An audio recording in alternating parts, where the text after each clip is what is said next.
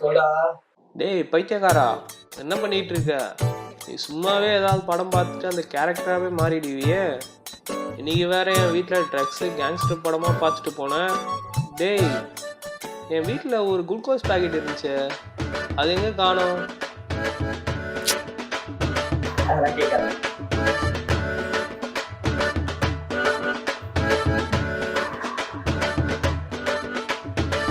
சும்மா